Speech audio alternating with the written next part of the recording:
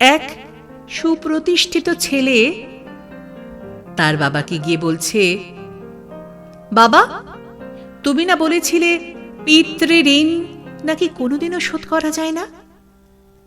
তুমি কি জানো, তুমি বিগত ২৬ বছরে আমার পেছনে যত টাকা খরচ করেছ, আমি আগামী ৩ বছরে এই পুরো টাকা পরিশোধ করে দিতে পারবো। বাবা এই কথা শুনে একটু মুচকি হেসে বললেন, একটা গল্প শুনবি খোকা? ছেলেটা খানিকটা বিব্রত বোধ করল, মাথা নিচু করে বলল, হ্যাঁ বাবা, বলো। তোর যখন ৪ বছর বয়স, আমি তখন ২,০০০ টাকা মাসিক বেতনে চাকরি করি। এত কম টাকা দিয়ে সংসার চালাতে আমার যে কি পরিমাণ কষ্ট হয়েছে কখনো কাউকে বুঝতে দিইনি। আমি আমার সাধ্যের মধ্যে চেষ্টা করেছি তোর মাকে ভালো রাখতে, সুখে রাখতে।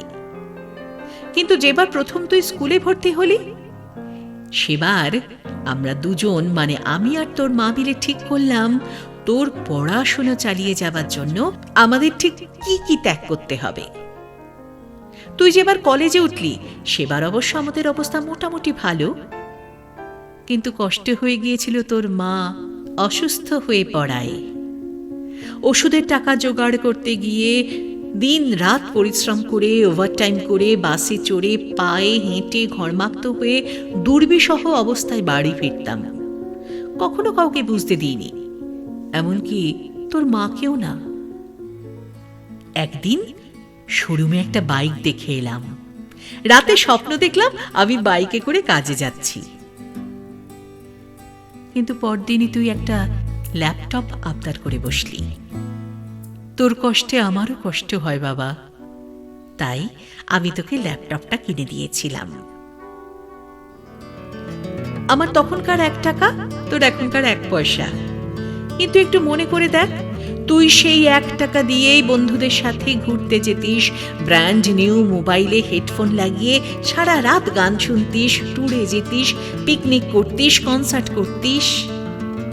তোর জীবনটা ছিল স্বপ্নের মতো রঙিন। আর তোর থেকে ১০০ টাকা নিয়ে আমি এখন কি করি জানিস? সুগার মাপাই। আমার অনেক কিছু খাওয়া বারণ। আমি মাছ খেতে পারি না, মাংস খেতে পারি না। তোর এত টাকা দিয়ে আমি কি করি বলতো? তাই তো সে টাকা দিয়ে আমি স্বপ্নের জাল বুনি, আর সেই স্বপ্নে আমি বাইকে চড়ে সারা শহর ঘুরে বেড়াই, বন্ধুদের সাথে সিনেমা দেখতে যাই, তোর মায়ের হাত ধরে তাঁত মেলায় যাই। বাবারা নাকি খরুশ হয়, আমিও আমার বাবাকে তাই ভাবতাম। বাবারা হয়তো তাদের ভালোবাসা সন্তানের প্রতি প্রকাশ করতে পারে না, কিন্তু তাদের দায়িত্ববোধ থেকে কখনো ১ পাও বিচ্যুত হয় না। চারিপাশে সারা জীবন অনেক মাতৃবন্দনা শুনবি, কিন্তু কখনো কি পিতৃবন্দনা শুনেছিস? শুনবি না বাবা, কারণ পুরুষ মানুষের জীবনটাই এমন। জীবন যতই কঠিন হোক না কেন, তাকে সেটা সহ্য করতে হয়। সমাজ ভাবে পুরুষ সর্বসহা। আমি অবশ্য পিতৃবন্দনা আশাও করি না। বাবারা শুধু চায় তাদের সন্তানরা ভালো থাকুক। তুই হয়তো আমার কষ্টার্জিত ২৬ বছরে তোর পেছনে খরচ করা টাকা আমাকে আগামী ৩ বছরেই ফেরত দিয়ে দিতে পারবি, কিন্তু আমার যৌবনের যে স্বপ্নগুলো আমি ত্যাগ করেছি, সে স্বপ্নগুলোকে ফিরিয়ে দিতে পারবি? যে স্বপ্নের কাঠামোতে দাঁড়িয়ে তুই আজ ঋণ শোধের কথা বলছিস, সেই স্বপ্ন কি আমি কখনো ফিরে পাবো? পাবো না। আর তুই যদি বলিস, বাবা আমি তোমায় টাকা না, আমি তোমার ভালোবাসা ফিরিয়ে দেব, তবে আমি বলবো, বাবাদের ভালোবাসা কখনো ফেরত দেওয়া যায় না। একটা গল্প বলি, সাথে একটা প্রশ্ন করি তোকে। ধর আমি, তুই আর তোর খোকা নৌকায় করে কোথাও যাচ্ছি। হঠাৎ করে নৌকাটা ডুবতে শুরু করলো, আর তুই যে কোনো একজনকে বাঁচাতে পারবি।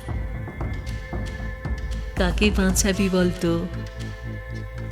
এই প্রশ্ন শোনার পর ছেলেটির মুখ থেকে আর একটাও কথা বেরোলো না।